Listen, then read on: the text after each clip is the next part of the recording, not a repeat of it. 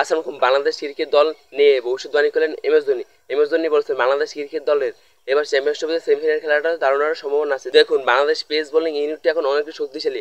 সেখানে দেখুন নাহিদ রানার মতো তারকা প্লেয়ার আছে। তারপর দেখুন তাসকিন আহমেদ এবারে বিপিএল দারুণ বোলিং করছে। তিনি দেখুন এক ম্যাচে তিনি 7 উইকেট একটা রেকর্ড স্পর্শ করছেন।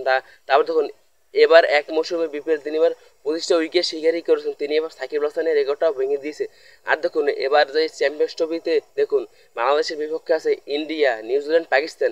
সেখানে দেখুন বাংলাদেশের পেস বোলিং ইউনিটের কাছে সেখানে দেখুন ইন্ডিয়া হার মানবে। তারপর দেখুন নিউজিল্যান্ড একেবারে হার মানার মতো। সেখানে দেখুন বাংলাদেশে দেখুন দারুণ দারুণ এখন প্লেয়ার হচ্ছে, পারভেজ হোসেন ইমন, তাহিদ হৃদয়, মুশফিকুর রহিম, মাহমুদুল্লাহ। সেখানে দেখুন অভিজ্ঞ কটা খেলোয়াড় আছে। সেখানে দেখুন লিটন দাসকে এবার চ্যাম্পিয়ন্স ট্রফি থেকে বাদ দিয়ে দিয়েছে। দেখুন দীর্ঘদিন ধরে রানে নেই, তার জন্য তিনি এবার চ্যাম্পিয়ন্স ট্রফি থেকে বাদ পড়ে গেছেন। চ্যাম্পিয়ন্স ট্রফিতে এখন লিটন দাসের বদলে এখন পারভেজ হোসেন ইমন সুযোগ পেয়েছে।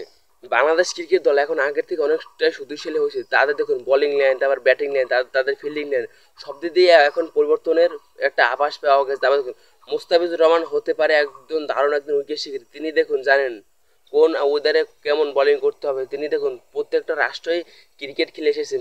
বাংলাদেশ ক্রিকেট দলের চ্যাম্পিয়ন্স ট্রফি অধিনায়ক হচ্ছেন নাজমুল হাসান শান্ত। ফরচুন বরিশাল টানা দ্বিতীয়বারের মতো চ্যাম্পিয়ন হয়েছে। তারা দেখুন কালকে যখন বেলস পার্কে যখন এসেছিল, কালকে দেখুন প্রায় 2 থেকে 3 লক্ষ মানুষ হয়েছিল। সেখানে দেখুন তামিম ইকবাল, মুশফিকুর রহিম তারা কালকে ভালোবাসায় একেবারে ক্ষিপ্ত হয়ে তারা পাগল হয়ে গিয়েছে ভাই। তারা এত মানুষ কোনো সময় দেখে নেই ভাই। বরিশাল মানুষ ভাই এত ফ্যান বেস হতে পারে সেটা ভাই তামিম ইকবাল কখনো আগে ভাবে নাই। তামিম ইকবাল তার স্ট্যাটাস দিয়ে কালকে রাতে জানিয়ে দিয়েছে ভাই বরিশালের মানুষ আমাদের পাগলের মতন ভালোবাসে। আর দেখুন বাংলাদেশ ক্রিকেটটা এখন অনেকটাই পরিবর্তন হয়েছে, সেটা এম এস ধোনি বলেছে। এম এস ধোনি আর একটা কথা বলেছে, এবার বাংলাদেশ চ্যাম্পিয়ন্স ট্রফিতে সেমিফাইনাল খেলবে।